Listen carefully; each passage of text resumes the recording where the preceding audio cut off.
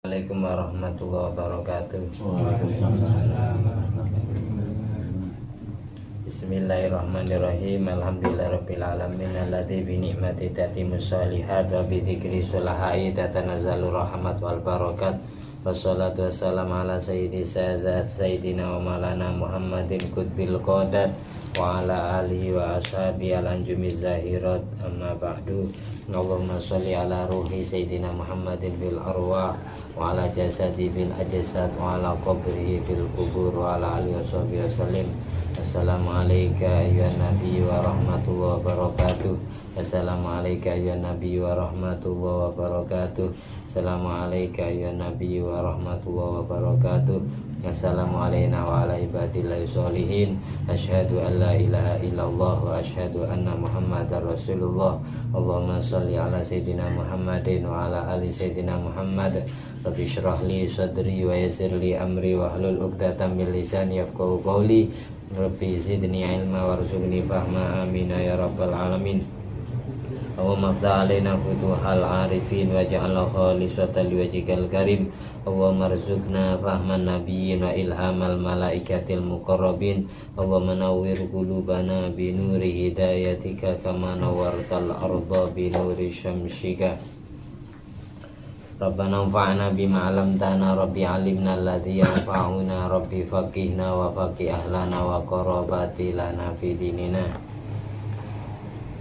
Allahumma sholli ala sayyidina Muhammadin tibbil qulub wa dawaiha wa afiatil abdan wa shifaiha wa nuril absar wa diyaiha wa qutil arwah wa ghidaiha wa ala alihi washabihi wasallim. Allahumma sholli ala sayyidina Muhammadin wa ala ali sayyidina Muhammad. Madanil judi wal karam bail ilmi wal hilmi wal hikami wa barik wa sallim. Alhamdulillahirabbil alamin. Sebelumnya mari kita baca Fatihah bersama dan niatan mendapatkan ridha dari Allah dan syafaat dari Nabi Muhammad SAW, keluarga, sahabat, para anbiya wal auliya wa syuhada wa sholihin, jamil malaikatil muqarrabin wa anhum salatu wasallam ajmain, jami'i matil arbatil mujahidin wal qur'an basin wal ulama'il amilin wa syuhada wa sholihin wa sadil sunniqalatin fitin wa jamil fuqa al muhadisin, jami' auliya al-kan ajmain, jami' auliya tis'an Syekhina Sulaiman kemuno ke mahalika putarin Nur Hasan batim ke parudalan Nabi Talawadu bin Nur bin Jal bin Fadil Syekh Nur Hasan bin Nabi Madhalin Nabi Suraj bin Ladwati Nabi Sa'adwa Nabi Kasan Nabi Muhammad Bakim Bilam Nabi Jalal Ahmin Abdul Jalil Ma'adrat jami'i walidaina, nama kedua orang tua kita, bapak kita sebutkan.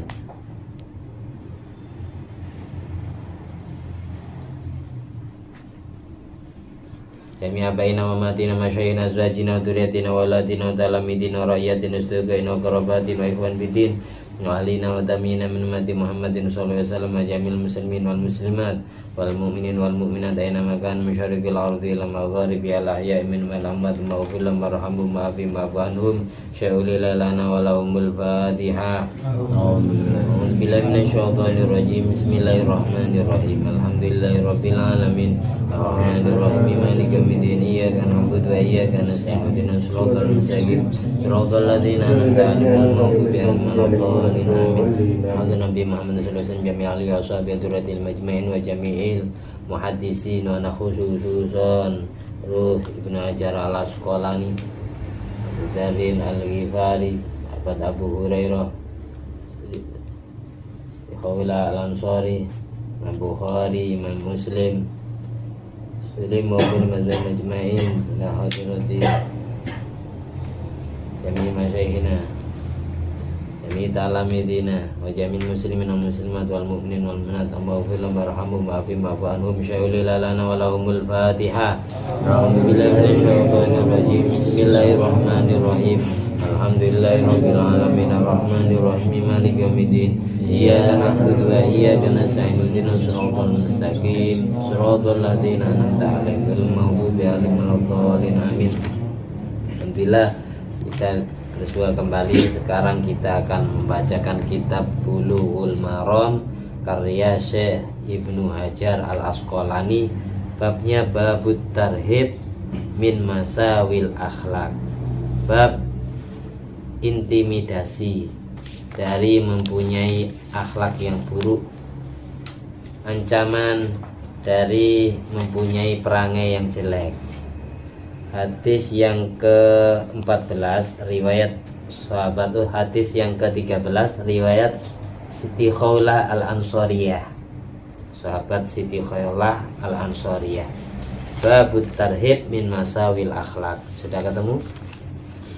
Babut tarhib min masawil akhlak. Riwayat hadis dari Siti Khawlah Al-Ansari, halamannya 337. Wa an Khawlah Al-Ansariyah, dan riwayataken saking Siti Khawlah Al-Ansariyah kang bangsa sahabat Ansor radhiyallahu anha, mantar muga ngridani sinten Allah anha ing Siti Khawlah, amin. Qalat ngendika sinten Siti Khawlah Al-Ansariyah, qala dawuh sinten Rasulullah sallallahu alaihi wasallam, inna rijalan satuhune pira-pira wong lanang yatakhawwaduna iku padha leluwian sapa rijal fima lillahi ing dalam artone Allah bi ghairi haqqin kelawan tanpa cara kang bener, bi ghairi haqqin kelawan tanpa cara kang bener. Balahum moko iku tetep kaduwe rijal annaru tawi neraka yaumal qiyamah ing dalem dina kiamat. Akhrajaul Bukhari ngriwayataken ing hadis sinten Imam Muhammad bin Ismail Al-Bukhari.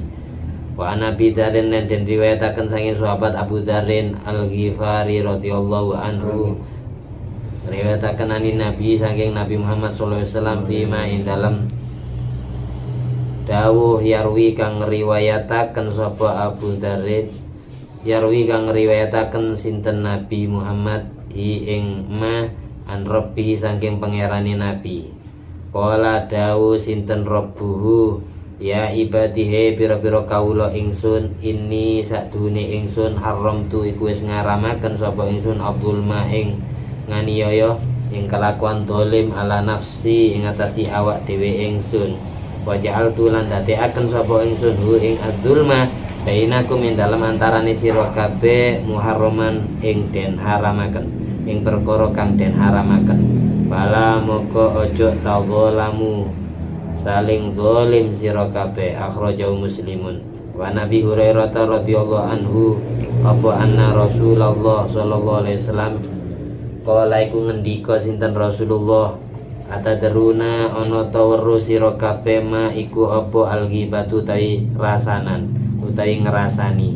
Qalu jawab sapa sahabat, Allah utawi Allah wa rasuluh lan utusane Allah a'lam iku luwih pirsa. Qala dawuh sinten Rasulullah sallallahu alaihi wasallam, utawi ghibah dzikruka iku nyebute sira akhoka ing kancane sira bima kelawan perkara, bima kelawan cerita-cerita, bima kelawan omongan yakrahu kang sengit sapa akhoka, yakrahu kang sengit sapa akhoka. Kila den dawuhaken apa dawuh afara'aita in kana fi akhi ma aqul, afara'aita ana afara'aita ini istifhamnya makna merintah amar ya. Afara'aita kula aturi ngabaraken panjenengan ing ingsun Nabi. Afara'aita tafsirannya ai akhbirni, akhbirni. Afara'aita kula aturi nyeritaaken sinten, nyeritaaken panjenengan ni ing ingsun. Afara'aita tafsirannya ai akhbirni, kula aturi nyeritaaken panjenengan ni ingsun. Ing kana lamun ana fi akhi iku ing dalem kanca ingsun ma apa perkara aku kang ngucap sinten ingsun, sinten kula. Kala jawab sinten Rasulullah sallallahu alaihi wasallam, ing kana lamun ana fihi iku tetep ing dalem akhoka ma apa perkara takulu kang ngucap sira, pakot moko teman-teman yutabta ngrasani sirahu ing akhoka, yutabta ngrasani sirahu ing akhoka. Wa ilam yakun lan lamun ora ono fihi iku tetep ing dalam akhoka lamun ora ono apa matakul fihi iku tetep ing dalem akhoka faqad bahatta muka teman-teman goroi sira hu ing akhoka muka teman-teman goroaken sira hu ing akhoka akhrajahu muslimun. Dari 3 hadis ini saya terangkan terlebih dahulu hadis pertama yang riwayat Siti Khawla Al-Ansori. Siti Khawla ini sahabat perempuan dijuluki Al-Ansoriyah karena beliau termasuk sahabat Ansor. Di sahabat itu dibagi 2, ada sahabat Muhajirin, ada sahabat Ansor. Kalau sahabat Muhajirin orang Mekah yang ikut hijrah bersama Nabi Muhammad SAW ke Madinah, itu namanya sahabat Muhajirin. Kalau orang Madinah yang menyambut dengan sambutan hangat menerima orang Islam yang dari Mekah ingin bertempat tinggal di Madinah, itu disebut sahabat Ansor. Jadi sahabat Ansor itu sahabat yang menolong sahabat Muhajirin bersama Rasulullah, menampung tempat tinggalnya, mencukupi kebutuhan hidupnya, itu disebut sahabat Ansor. Siti Khawla ini diantara sahabat Ansor, jadi asli orang Madinah yang menolong orang Islam yang datang dari Mekah, juga masuk Islam. Siti Khawla pernah bercerita, Rasulullah itu pernah tahu, karena pernah dinikahi Kanjeng Nabi. Siti Khawla Al-Ansori, di antara istrinya Nabi itu namanya ada Siti Khawla Al-Ansori. Wa fi riwayatin istrinya Nabi itu 9, menurut riwayat lain istrinya itu 11. Inna rijalan, sesungguhnya kaum pria, banyak orang laki-laki yang yataghawwadun di sini maknanya yatawassaun, memperkaya, memperluas, melebih-lebihkan fi malillah dalam urusan hartanya Allah yang diambil bighairi haqqin, tanpa cara yang benar, melebihi dari hajat kebutuhannya tanpa cara yang benar. Ini contohnya ya, bisa gosap, bisa mencuri, bisa nyopet, bisa begal, ngerampok, bisa korupsi, itu bighairi haq. Orang-orang yang berlomba-lomba memperkaya dirinya dari hartanya Allah, tapi memperolehnya dengan cara yang tidak benar, falahum annar yaumal kiamah, maka isi perutnya besok ya penuh dengan api neraka di hari kiamat, di akhirat nanti. Kalau sekarang masih enak, tidak langsung dihukum oleh Allah. Satu-satunya dosa yang langsung dihukum di dunia itu cuma dosa uququl walidain, durhaka kepada orang tua. Biasanya itu langsung disiksa di dunia oleh Allah, hidupnya tidak dibikin nyaman, sebelum dia di akhirat disiksa lagi. Kalau dosa-dosa yang selain uququl walidain, durhaka kepada kedua orang tua, itu sengaja Allah tidak langsung menyiksanya. Barangkali nanti dia bisa bertobat, akhirnya tidak jadi disiksa di akhirat. Kalau cara tobatnya orang korupsi gimana? Ya uangnya dikembalikan ke rakyat. Orang yang mencuri ya uangnya dikembalikan kepada orang yang pernah dicuri hartanya. Kalau orangnya tidak ketemu gimana? Bertobat, terus saya mau membayar hutang saya karena dulu hartanya orang itu pernah saya curi. Orangnya sekarang menghilang, tidak tahu alamatnya di mana, pergi kemana. Maka caranya, misal kita pernah mencuri uangnya teman kita 100.000, teman kita mau kita mintai ridhonya, orangnya tidak ketemu. Mau dikembalikan uangnya juga orangnya tidak ketemu. Maka caranya kita sodako seukuran apa yang pernah kita curi. Sodako 100.000 kepada orang lain, diniati ganjarannya, pahalanya sedekah ini dikirimkan kepada orang yang pernah kita curi hartanya. Karena perbuatan sarikoh itu kalau di Fathul Mu'in, Syekh Zainuddin Al-Malibari menjelaskan, perbuatan mencuri itu aslinya hakullah, urusan kita dengan Allah. Maka caranya bertobat dan baca istighfar. Tapi harta curian itu namanya hakul adami, urusan kita dengan manusia. Itu beda. Kalau perbuatan nyurinya ini urusan kita dengan Allah, namanya hakullah.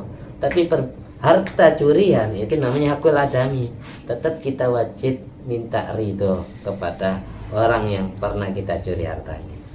Kalau orangnya tidak ketemu, ya kita kirimin pahalanya sedekah sesuai dengan harta curian kita nominalnya. Ya, gitu. Kalau gini, Ustaz, kita hanya minta ridhonya, minta ikhlasnya, minta maaf. Saya dulu pernah nyuri mangganya sampean pas tidur. Pernah saya sering, bukan hanya pernah, sering katanya Ferry, sering mencuri mangganya sampean. Saya minta ridhonya. Kalau orangnya ikhlas, tidak perlu dibayar, ya sudah selesai hakul adami kita. Tidak harus dibayar uang, orang itu tobat dari hakul adami. Intinya kalau hakul adami wajib minta maaf kepada orang yang kita hakul adami, orang yang pernah kita sakiti, entah disakiti secara fisik atau secara lidah. Kan kalau lidah menusuk ke hati, yang sakit hati kan, bukan fisiknya. Kita wajib minta maaf. Ya, untung ada budaya halal bihalal di Indonesia. Setiap lebaran haji maupun lebaran Idul Fitri itu aslinya bagus, sesuai ajaran Quran. Kayak selaku orang bertakwa itu harus bisa wal kadhiminal ghaid, harus bisa menahan amarah emosinya, wal afina 'anin nas, dan bisa memaafkan kesalahan orang lain. Ketika hati kita enteng, ringan memaafkan kesalahan orang lain, maka Allah pun akan ringan memaafkan kesalahan kita. Memang kadang kita masih dendam, itu susah menghilangkan rasa dendam di dalam hatinya karena kebiasaan, karena dari saking berkaratnya. Itu aslinya belajar dihilangkan pelan-pelan. Mulai sejak ini, detik ini, di menit ini, saya maafkan semua kesalahan orang-orang yang pernah bersalah kepada saya. Entah salahnya secara lidah atau salahnya secara fisik, langsung menyakiti saya, memukuli saya, atau yang pakai sihir, kita maafkan. Sebelum orangnya minta maaf, sudah kita maafkan terlebih dahulu. Itu maka dosa kita juga akan diampuni oleh Allah, gara-gara enteng ringan memaafkan kesalahan orang lain. Tadi sifat hikdun, dendam itu tetap tidak baik, bukan perangainya orang Islam sejati.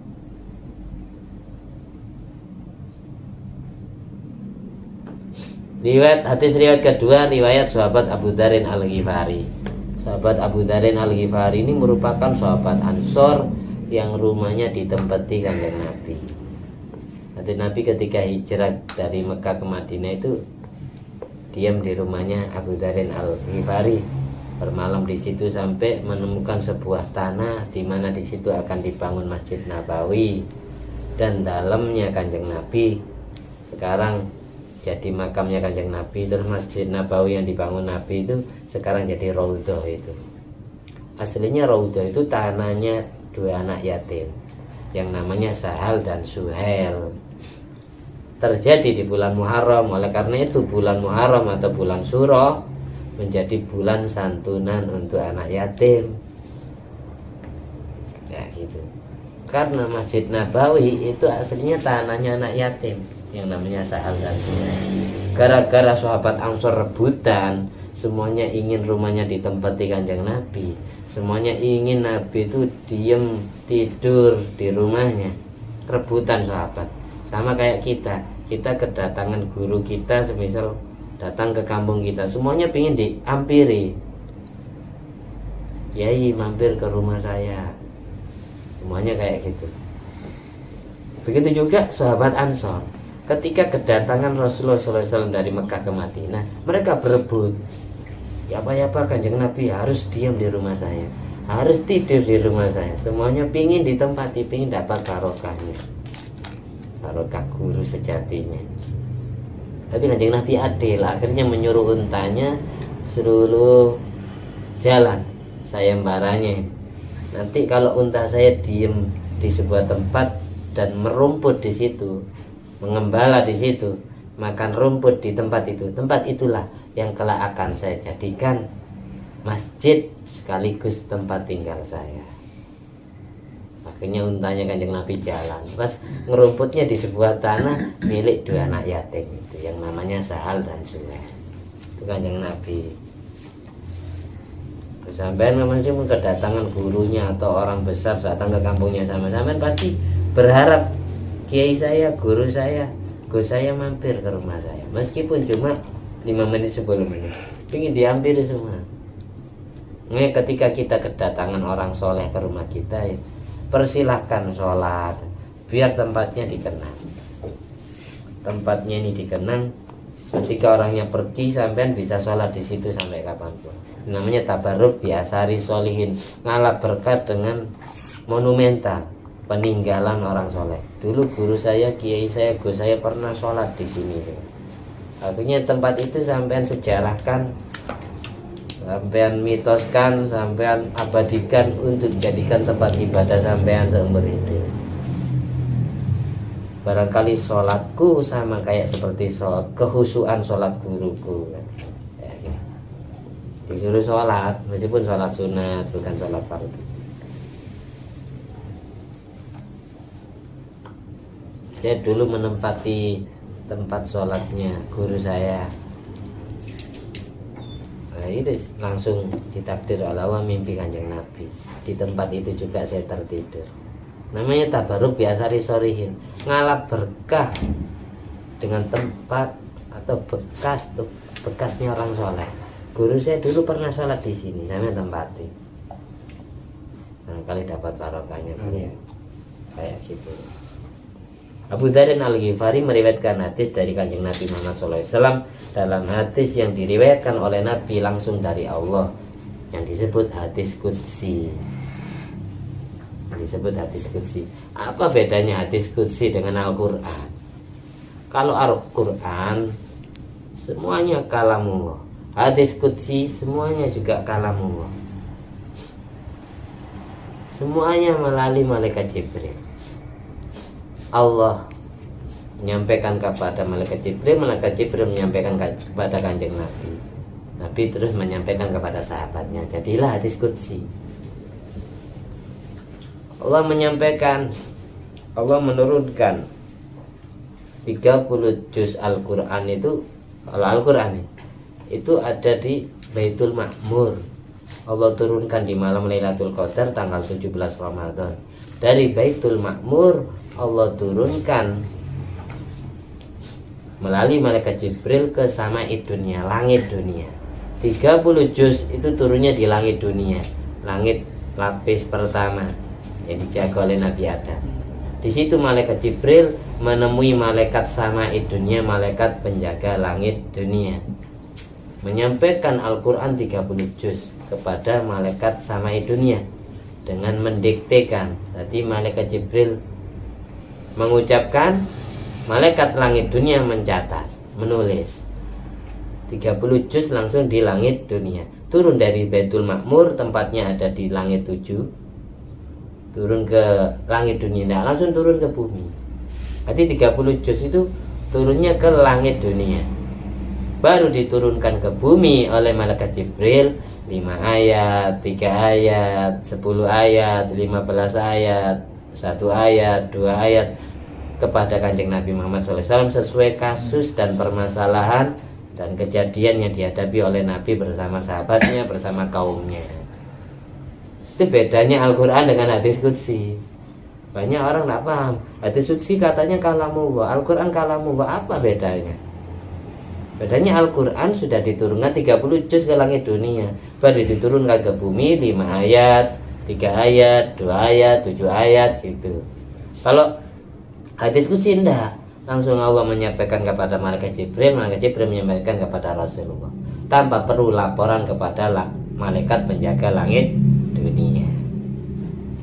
Ini hadis riwayat Abu Dzar Al-Ghifari, ini hadis qudsi.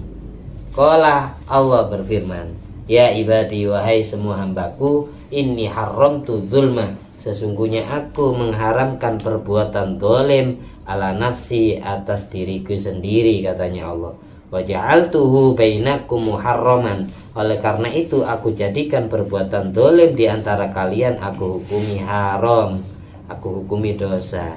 Fala tadzalamu, maka jangan saling berbuat dolim, karena termasuk masawil akhlak, akhlak yang buruk, budi pekerti yang jelek. Dolim itu contohnya ya, menganiaya orang lain, mencuri hartanya orang lain, itu dolim. Ngomongi kejelekannya itu termasuk dolim. Kita menjerumuskan diri kita dalam jurang kenistaan, dalam jurang kemaksiatan, itu namanya dolim.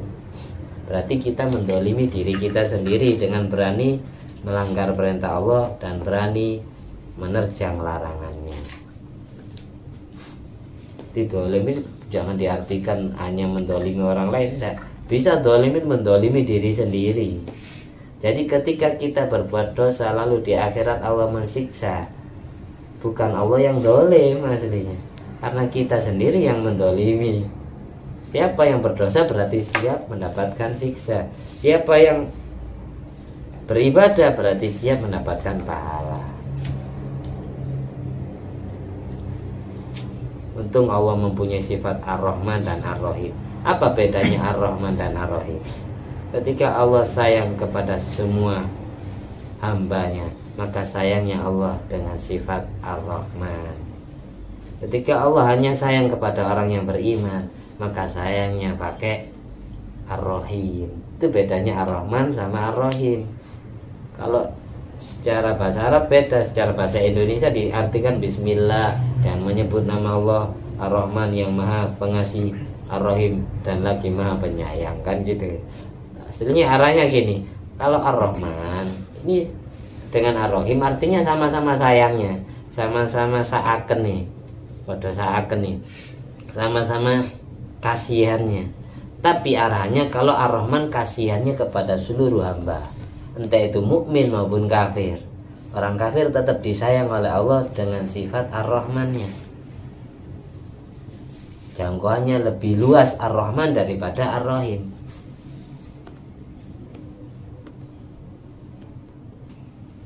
Ar-Rahman sayangnya Allah di dunia akhirat, Ar-Rahim sayangnya Allah hanya di akhirat saja.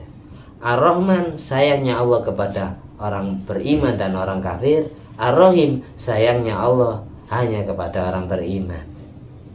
Itu bedanya Ar-Rahman dengan Ar-Rahim. Buktinya Allah sayang kepada orang kafir, buktinya orang kafir tidak pernah sholat masih kaya ini.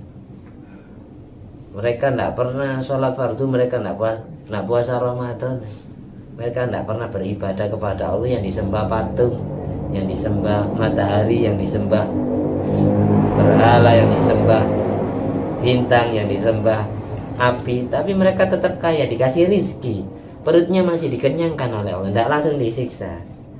Berarti Allah masih kasihan. Kasihannya Allah kepada orang kafir di dunia itu dengan sifat Ar-Rahman ya, gitu. Tapi kita jangan putus asa, apalagi di malam Jumat ini kan.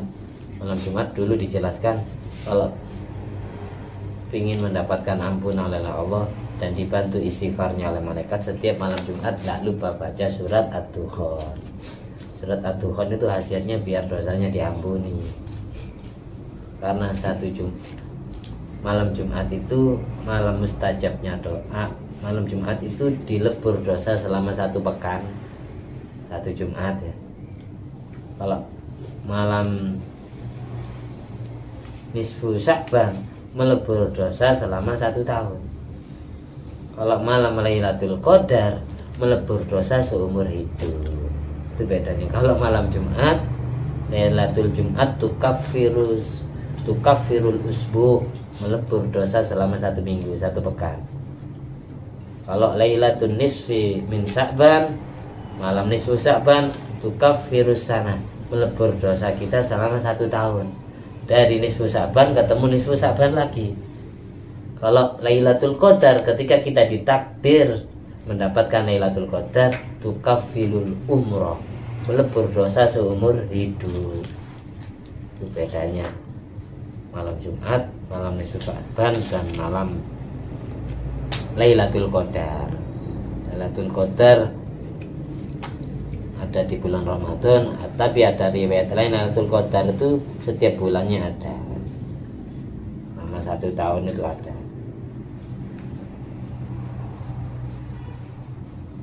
Makanya ketika kita bersalah kepada orang lain, kalau ingin jadi kekasihnya Allah, katanya Imam Luqman Al-Hakim itu mengamalkan 4 hal.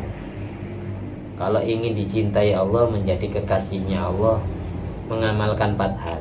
Yang pertama, ketika kita bersalah, maka kita meminta maaf kepada orang yang kita salahi.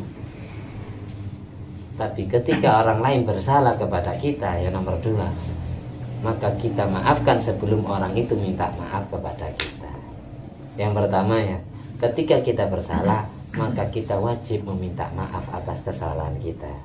Tapi ketika kita disalahi, disakiti, maka sebelum orang yang menyakiti kita meminta maaf, sudah kita maafkan terlebih dahulu. Yang ketiga, ketika kita berbuat baik, maka kita berusaha melupakan semua kebaikan kita. Ketika orang lain berbuat baik kepada kita, maka kita berusaha mengingat-ingatnya selalu. Kita berusaha untuk balas budi atas kebaikannya kepada kita. Itu 4 hal ini kalau diamalkan bisa jadi kekasih Allah. Susah, memang susah, tapi belajar untuk dimudahkan, digampangkan, biar tidak terasa susah, tidak terasa berat di dalam hati. Apalagi ya, saya mau memaafkan kesalahan orang itu repot, karena dia yang mengambil mantanku. Semisal susah dihilangin, dendam, bukan karakternya Islam. Kadang ya Allah, kalau kita bisa memaafkan kesalahan orang yang merampas kekasih kita itu, insya Allah calon kita, jodoh kita lebih cantik, lebih baik, lebih solihah dari mantan kita itu. Itu rakatnya memang berat terasanya di hati, ingin melupakan si doi. Tapi harus belajar pelan-pelan. Awas kan ya, tak santet.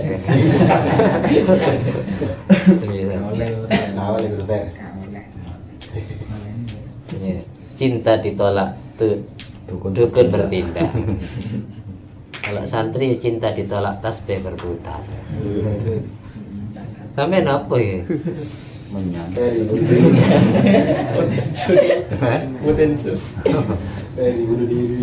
Hadis yang paling terakhir, tapi jangan bunuh diri ya.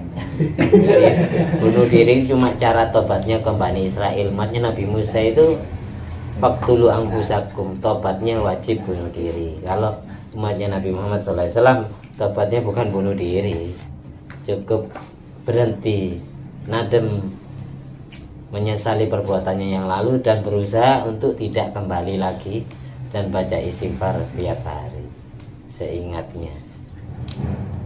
Jadi kalau mengistighfari dosa itu jangan dosa yang kita ingat saja. Astagfirullahaladzim, ya Allah ampuni dosa-dosaku, dosa yang aku ketahui maupun yang tidak aku ketahui. Kadang kita tidak merasa berdosa tapi dihitung dosa oleh Allah, ada yang kayak gitu. Makanya kalau mengistighfari doa, jangan doa yang kita ingat saja, tapi astagfirullahaladzim, niat mengistighfari semua dosa-dosa, dosa yang kita ingat maupun yang kita lupakan, dosa yang kita ketahui maupun yang tidak merasa kita berbuat. Setiap selesai sholat fardu kan kita memintakan ampunan untuk diri kita sendiri. Astagfirullahaladzim li wali walidayya, ya Allah ampuni dosa-dosaku, ampuni dosa-dosa kedua orang tuaku.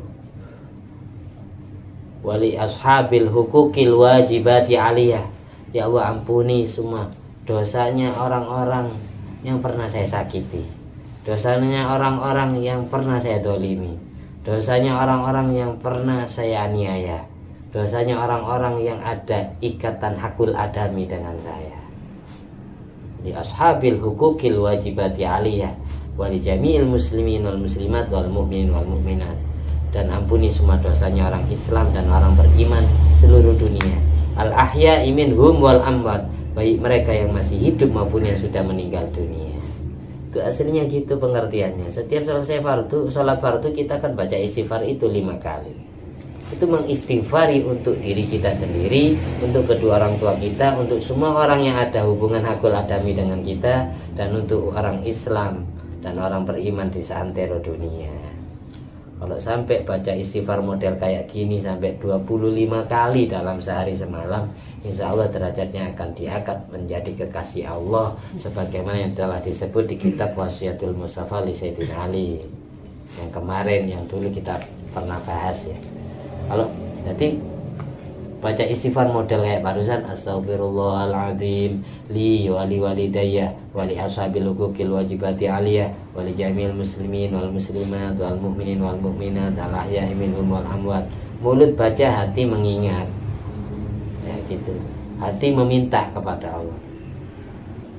Ketika kita sering memintakan ampunan untuk orang lain, maka kita pun akan diampuni dosanya oleh Allah, derajat kita akan diangkat. Para kekasih Allah, kenapa kuburannya rame? Meskipun kuburannya tidak rame, kok kenapa namanya sering difatihai oleh orang-orang yang hidup setelahnya? Karena beliau sendiri di masa hidupnya sering memfatihai, sering mendoakan orang-orang yang masih hidup maupun yang sudah meninggal.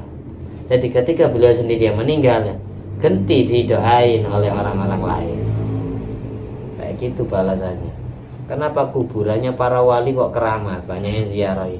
Karena semasa hidupnya beliau sering menolong orang, semasa hidupnya beliau sering mendoakan orang, sampai tidak kober, sampai tidak sempat mendoakan dirinya sendiri. Dibaca 25 kali dalam sehari semalam. Kalau tidak bisa langsung 25 satu dudukan, ya setiap selesai sholat fardu 5 kali. Meskipun istighfarnya sambil jalan, tidak duduk, karena keburu pulang setelah sholat, tidak apa-apa ya. Yang penting sambil jalan baca istighfar, memintakan ampunan untuk diri kita, untuk kedua orang tua kita, untuk semua yang ada ikatan hakul adami dan seluruh umat Islam dan beriman di seluruh dunia. Yang terakhir, hadis riwayat sahabat Abu Hurairah Abdurrahman bin Sakhar radhiyallahu an, bahwa Rasulullah SAW pernah bersabda, atadruna mal ghibah. Ketika Rasulullah sedang mengajar ilmu kepada para sahabat, sahabat ditanyai oleh Kanjeng Nabi, atadruna mal ghibah, wahai para sahabatku, apakah kalian ngerti apa ghibah itu? Apa gosip itu? Apa ngerasani itu? Apa gunjingan itu? Qalu, sahabat-sahabat menjawab, Allah wa rasulu a'lam, Allah dan Rasulnya saja yang lebih tahu. Lalu Nabi melanjutkan, hibah adalah zikruka akhaka bima yakrah. Engkau cerita-cerita tentang saudaramu, engkau cerita-cerita tentang kerabatmu, engkau cerita-cerita tentang sahabatmu, temanmu, dengan sesuatu yang tidak ia sukai. Kok seandainya dia mendengar apa yang kamu omongkan, ya niscaya hatinya orang yang kita omongi itu tidak suka, benci, marah kepada kita. Itu namanya hibah. Jadi kalau menyebutkan kebaikannya, bukan ngerasani namanya, memuji tapi tidak ada di hadapannya kan. Tapi bedanya hibah dengan yang bukan hibah itu kayak gitu. Hibah itu apa? Kok seandainya apa yang kita omongkan didengar oleh orang itu, yang kita omongin, dia niscaya hatinya tidak suka dengan omongan kita, itu namanya hibah. Kalau yang kita omongkan kebaikannya, itu namanya bukan hibah, tapi memuji tapi tidak di hadapan orang. Hibah orangnya tidak ada. Kalau orangnya di pinggir, kita ngomong kejelekannya, itu namanya bukan gunjingan, itu namanya nyindir. Tapi kalau menyakiti hati tetap dosa. Kalau orangnya di depannya, itu bukan nyindir tapi nabrak. Intinya lidah itu bisa, lidah itu alisan soghirun jurmu, soghirun jurmu, kabirun jirmu. Lidah itu bentuknya kecil tapi dosanya besar. Alisan soghirun jurmu, kabirun jirmu. Lidah itu kecil bentuknya tapi besar dosanya. Karena tidak setiap orang yang kita omongi suka dengan omongan kita. Makanya kita wajib minta maaf ketika mengakhiri pembicaraan. Makanya Kanjeng Nabi mengajari doa penutup majelis, Subhana rabbika rabbil izzati amma yasifun wa salamun alal mursalin walhamdulillahi rabbil alamin. Subhanakallahumma ahya bihamdika asyhadu an la ilaha illa anta astaghfiruka wa atubu ilaik. Itu kenapa kok setiap ada majelis ilmu, majelis zikir, majelis doa selalu ditutup dengan kata-kata tasbih model demikian. Karena khawatir selama kumpul ada dosa yang tidak kita sadari. Makanya ditutup dengan kata-kata itu biar dosanya habis. Kila dikatakan Nabi, kalau memang yang disebut hibah itu adalah zikruka akhaka bima yakrah, menyebutkan sesuatu yang tidak disukai, mencerita-cerita tentang teman kita dengan sesuatu yang tidak ia sukai. Kalau memang hibah pengertiannya seperti itu, afaro'eta, apakah engkau tahu? Kasih tahu kami ilmu. Ingka nafi akhi ma'akul, kalau memang apa yang saya omongkan ini cocok dengan realitanya. Qala, Nabi jawab, ingka nafi matakul fakot tabta. Kalau apa yang kau omongkan cocok dengan realita kepribadian orang yang kamu omongi, maka kamu termasuk orang yang ngerasani, termasuk orang yang menggosip, termasuk orang yang menggunjing. Wa illam yakun fihi faqad bahatta. Kalau apa yang kau omongkan ternyata tidak cocok dengan kepribadian orang yang kau omongi, tidak ada di dalam dirinya. Ya, orangnya kamu omongi dia sering mencuri, itu pencuri, itu maling itu. Tapi aslinya dia bukan maling. Kalau yang kau omongkan ternyata tidak cocok dengan kepribadian orang itu, maka bukan termasuk hibah, tapi engkau memfitnah, engkau membuat dusta. Kayak gitu namanya fitnah itu. Jadi ketika yang diomongi itu cocok dengan realita, namanya hibah, gosip, gunjingan. Tapi ketika apa yang kita omongkan tidak cocok dengan kepribadian orang itu, aslinya orang baik tapi kita omongi jelek, itu namanya fitnah. Kita yang membuat dusta, sama-sama dosanya. Lidah itu bahaya. Seringkali setiap kita bohong, ya segera kita lebur dengan istighfar, atau segera kita lebur dengan air wudhu. Setiap berkumur itu dosanya lidah ini, dosanya mulut ini luntur. Setiap menghirup hidung, dosa yang berkaitan dengan hidung, kayak mencium bau harumnya wanita yang bukan mahram, kan hidungnya dosa. Setiap membasuh wajah, dosanya mata. Ngusap telinga, dosanya telinga. Ngusap kepala, dosa yang ada kaitannya dengan akal dan hati. Mengusap kepala gini kayak punya pikiran sing ngeres-ngeres, jorok-jorok, atau punya perasaan selalu suudon, berburuk sangka kepada orang lain, sering sombong, sering riya, sering takjub, gumun kagum kepada diri sendiri, sering iri hati, sering dendam, sering emosi. Itu terwakili ketika ngusap kepala. Makanya yang sunat ngusap kepala itu gini semuanya, bukan secuil. Secuil mengukurkan kewajiban, tapi yang afdal adalah diusap semuanya, biar semua dosa yang ada kaitannya dengan kepala dan hati luntur. Kenapa tangan dibasuh? Biar dosa-dosa yang berkaitan dengan tangan kita luntur. Kayak tangan kita pernah dipakai mukul orang, atau tangan kita pernah dipakai mencuri, kan tangan kita dosa. Kaki kita pernah dipakai jalan menuju tempat maksiat, dibasuh dengan air wudhu, kakinya luntur dosanya. Kenapa anggota wudhu tertentu itu saja? Karena anggota itulah yang pertama kali kita pakai berdosa kepada Allah, yang dilakukan oleh Nabi Adam. Nabi Adam itu ketika melanggar makan syajaratul khuldi di surga, beliau memandang syajaratul khuldi pakai mata, sehingga wajah yang dibasuh ketika wudhu. Lalu buah khuldi itu diambil pakai tangan. Makanya setelah wajah kita basuh tangan, lalu buah khuldi itu diusapkan ke kepala. Maka setelah membasuh tangan, kewajibannya mengusap kepala. Setelah membasuh tangan, mengusap kepala. Lalu diantara wahuldi yang diusap kepala itu ada yang jatuh ke telinga, tapi telinga tidak dipegang. Ini sunat diusap telinga. Nabi Adam jalan menuju pohon itu, setelah ngambil pohon itu di bawah jalan pakai kaki. Ini kaki yang dosa, kaki yang bermaksiat kepada Allah, makanya dia basuh kaki. Jadi hikmahnya, kenapa anggota wudhu tertentu itu? Karena anggota itulah yang pertama kali bersalah kepada Allah, yang dilakukan oleh manusia pertama. Jadi intinya wudhu itu melebur semua dosa-dosa yang berkaitan dengan organ tubuh kita yang kita wudhui. Kalau mandi ya seluruh tubuh, dosanya seluruh tubuh. Makanya ada istilah mandi tobat.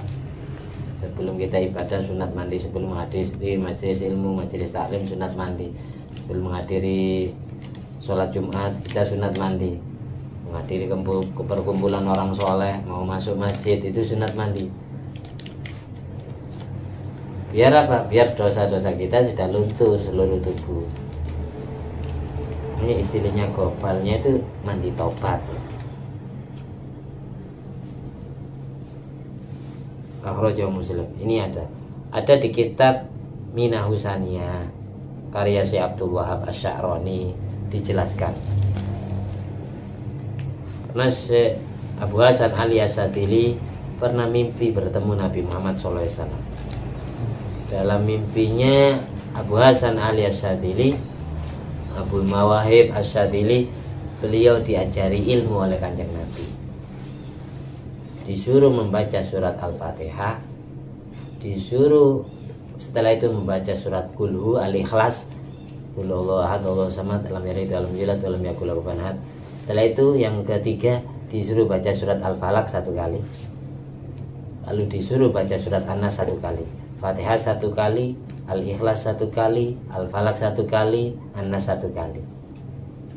4 surat ini dibaca dengan niatan pahalanya 4 surat ini, Fatihah, Al-Ikhlas, Al-Falaq, An-Nas, dikirimkan kepada orang yang pernah kita rasani, orang yang pernah kita gunjing. Saya ulangi lagi, 4 surat ini dibaca dengan niatan pahalanya dikirimkan kepada orang yang pernah kita omongi jelek. Maka pahalanya 4 surat ini akan sejajar, akan sebanding, akan menandingi dosa rasanan kita. Besok orang yang kita rasani itu tidak bisa menuntut di hadapan Allah. Karena apa? Karena kita sudah berbalas budi, sudah berbuat baik, mengirimkan pahalanya 4 surat itu. Itu ilmu perlu. Sampai kalau minta maaf malu, ya caranya itu 4 surat ini setiap ngomongi kejelekan orang, tapi keusahaan jangan. Jadi semisal kita terjerumus dalam jurang itu, ini ajaran Thariqat Sadiliyah bagi para muhibbinnya beliau, bagi para muridun, ketika diuji oleh Allah terjebak dalam jurang ghibah, jurang gosip, jurang kunjingan rasanan, maka alangkah baiknya setiap habis ngerasani orang kita kirimi pahalanya Fatihah, Al-Ikhlas, Al-Falaq, An-Nas, biar orangnya besok tidak bisa menuntut di akhirat, karena sudah tertebus dengan pahala yang sudah kita transfer ke rekening dia, tabungan akhiratnya. Simpel enak. Kalau takut lupa dicatat.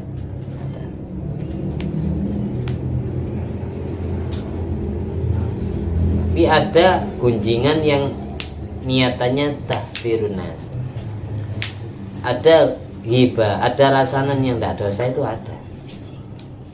Contohnya kita ngomongi kejelekan orang, tapi sengaja dengan niatan tahdzirun nas, menakut-nakuti kepada orang yang diajak ngobrol. Itu luanu si A itu melakukan perbuatan, niatan yang ngomongi kejelekannya, niatannya kayak guru yang ngomongi kejelekan orang lain, disampaikan kepada murid. Tujuan gurunya adalah tahdzirun nas, agar si murid nak niru perbuatan kayak gitu. Ini tidak masuk hibah, tidak masuk hibah yang haram. Ada lagi contoh hibah yang tidak haram. Kita mau meminang anak gadis, anak perempuan, kita ngutus mak comelangi, suruh memantau, melihat kondisi keadaan keluarganya, anaknya gimana. Ini berangkat perempuan ibu-ibu yang kita utus ini, lihat tuh anaknya gini, kulitnya gini, cantik ya, wajahnya gini, keluarganya kayak gini. Lalu nanti ya pihak yang jadi mak comelang ini, pengarap ini, menyampaikan semua ciri-ciri wanita itu kepada calon pria yang akan meminangnya. Tapi wajib ayadzkura mahasinaha wa masawiya. Wanita yang diutus ini wajib menyebutkan semua kebaikan calonnya dan semua keburukannya. Tidak boleh menyebutkan kebaikannya saja, wajib menyebutkan semuanya, kebaikannya dan kejelekannya. Itu si Fatimah itu misalnya.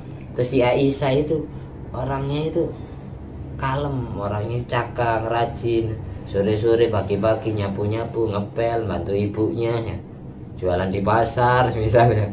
Disebutkan kebaikan-kebaikannya. Anaknya ramah, sopan, tapi sayang, anaknya judes, galak ya. Wajib disebutkan kejelekannya. Amin, kuat tak? Itu si Aisyah. Kalau yang Fatimah adiknya ya, adiknya itu dia kalem, sabar, tapi cacat, nggak punya telinga misalnya. Wajib. Kalau yang adiknya lagi, yang namanya siapa pacar kamu nih? Juleha ya. Yang nama Juleha itu anaknya ya kalem, ya sabar, ya rajin, tapi sayang nggak bisa ngomong. Bisu. Semua mak comelang itu wajib ayadzkura masawiya wa mahasina, sebagaimana di kitab Fathul Mu'in. Wajib menuturkan semua keburukan wanita yang akan dipinang dan semua kebaikannya. Nah, contoh gampangnya gini, sampai mau kerja ke pabrik ya, pabrik gula ini ya, jelas ada pengarepnya. Gimana kalau saya masuk pabrik itu? Bagian pengarep itu harus menyebutkan kekurangan pabrik itu apa, kelebihannya apa. Hasilnya enak, gajinya mahal, tapi sayang full time ya, pasti capeknya. Gini siap dah kamu. Jadi pengarep itu harus menyebutkan kelebihan dan kekurangannya. Jangan hanya kelebihannya diceritakan. Nanti ketika sudah terjerumus, akhirnya pengarep yang disalahkan. Katanya dulu orangnya cantik, baik, sabar, ternyata judes. Seperti itu. Dan ketika menceritakan kejelekan wanita yang akan dipinang, yang akan dinikahi ini tidak masuk termasuk hibah yang diharamkan, tidak termasuk hibah yang diharamkan, malah hibah yang diwajibkan. Jadi ada hibah yang wajib, ada hibah yang haram, ada hibah yang boleh, jaiz. Demikian pula bohong ada yang haram, ada yang wajib. Contoh bohong yang wajib, kadzib yang wajib. Tadi kan bahas, ketika apa yang kamu omongkan tidak ada di dalam kepribadian orang itu, maka termasuk bohong, bukan ghibah. Bohong itu ada yang wajib, contohnya al-kadzib li islahi dzatil bait, berbohong demi mendamaikan dua orang yang sengketa, dua orang yang berantem. Kayak si Inul ini mau dibunuh sama si Majid, sembunyi di rumahnya Eki. Ki, ada Inul di rumah kamu. Inul datang duluan. Saya sembunyi di rumah kamu, jangan bilang kalau ada Majid ya. Saya ada di sini. Ya Nul, sembunyi aja kan. Majid membunuh Inul. Tanya ke Eki, datang ke rumah Eki, Ki, mana Inul? Gak ada di sini, Jid. Emang kenapa? Oh, saya bunuh. Eki wajib bohong, tapi bohongnya pakai badek tauria. Badek tauria itu gimana? Pakai sindiran. Kan Inul ada di kamar, Eki yang ditanya di sini di teras. Ki, mana Inul, katanya Majid. Eki jawab, nggak ada di sini. Di sini nggak ada, kalau di kamar ada, kan ya? Wah, itu namanya badek tauria. Jangan di rumah saya nggak ada, namanya bohong. Beda kalau jawabnya Eki nih, di rumah saya nggak ada Inul, bohong berarti Eki. Tapi kalau di sini nggak ada, kalau di kamar ya ada, sembunyi di kamar. Eki wajib bohong. Kalau sampai nggak bohong, maka Majid akan membunuh Inul. Ketika Majid membunuh Inul, otomatis Eki dapat dosa karena menolong perbuatan maksiat, karena kejujurannya. Jadi jujurnya haram, jujur yang dosa kayak gitu. Paham ya? Dan apa yang sudah kita bahas, kita pelajari bersama ini jadi ilmu manfaat barokah. Amin. Amin. Al-Fatihah. Alhamdulillahirabbil alamin arrahmanir rahim maliki yaumiddin. Iyyaka na'budu wa iyyaka nasta'in.